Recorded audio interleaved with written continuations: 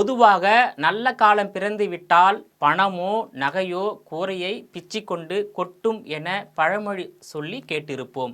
இது நிஜ வாழ்க்கையில் சாத்தியமில்லை, அநேக பேருக்கு சாத்தியமில்லைதான். ஆனால் இங்கு அரங்கேறிய ஒரு சம்பவம் தான் இந்த பழமொழியை உண்மையாக்கி உள்ளது. ஆற்று மணலுடன் கலந்த தங்கம் வந்து கொண்டே இருக்கின்றது.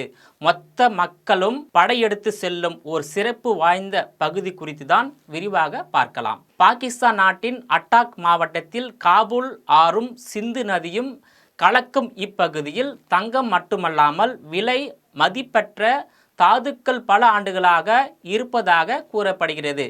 புவியியல் ஆய்வு அறிக்கையின்படி சிந்து நதி பகுதியில் பல டன் கணக்கில் இருக்கும் இந்த தங்கத்தின் மதிப்பானது பல பில்லியன் ரூபாய், அதாவது குறைந்தது 60,000 கோடி மதிப்பு இருக்கலாம் என்கின்றனர் அந்நாட்டு புவியியல் ஆய்வாளர்கள். இந்த தங்கம் குளிர்கால மாதங்களில் ஆற்றின் நீர்மட்டம் குறையும் போது ஆற்று மணலுடன் கலந்து பிரகாசமான துகள்களாக தோன்றும் எனவும் கூறப்படுகிறது. அதனால் நீர்மட்டம் குறையும் நாட்களில் உள்ளூர் மக்கள் கூட்டமாக சென்று சட்டவிரோதமாக தங்க தோல்களை சேகரித்து வருகின்றனர்.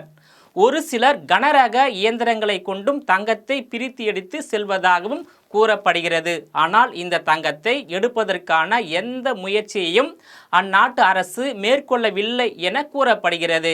இருப்பினும் சட்டவிரோதமாக தங்கம் எடுக்க அரசு தரப்பில் கடந்த ஆண்டு தடை விதிக்கப்பட்டுள்ளது குறிப்பிடத்தக்கது.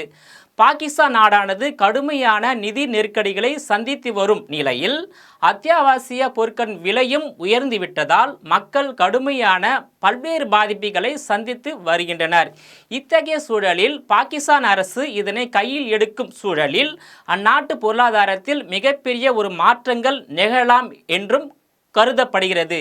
இமயமலையில் உற்பத்தியாகும் இந்த நதியானது இந்தியா மற்றும் பாகிஸ்தானில் சுமார் 3200 கிலோமீட்டர் தூரம் பாய்கிறது. சுதந்திரத்திற்கு முன்பு தற்போது தங்கம் இருக்கும் நதியின் பகுதிகள் இந்தியாவின் வசம் இருந்ததாகவும் இது உலகின் பழமையான நதிகளில் ஒன்று என்றும் வரலாற்று முக்கியத்துவம் வாய்ந்த நதி என்றும் கூறப்படுகிறது.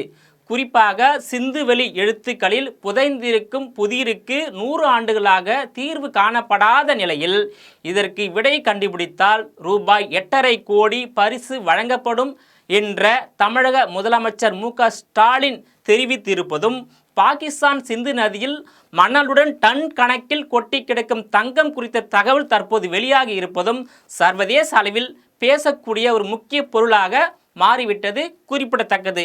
நேயர்களே, மீண்டும் இது போன்ற மற்றொரு நிகழ்ச்சியில் சந்திக்கிறேன். அதுவரையில் உங்களிடமிருந்து விடைபெறுவது நான் உங்கள் விஜயபாலன்.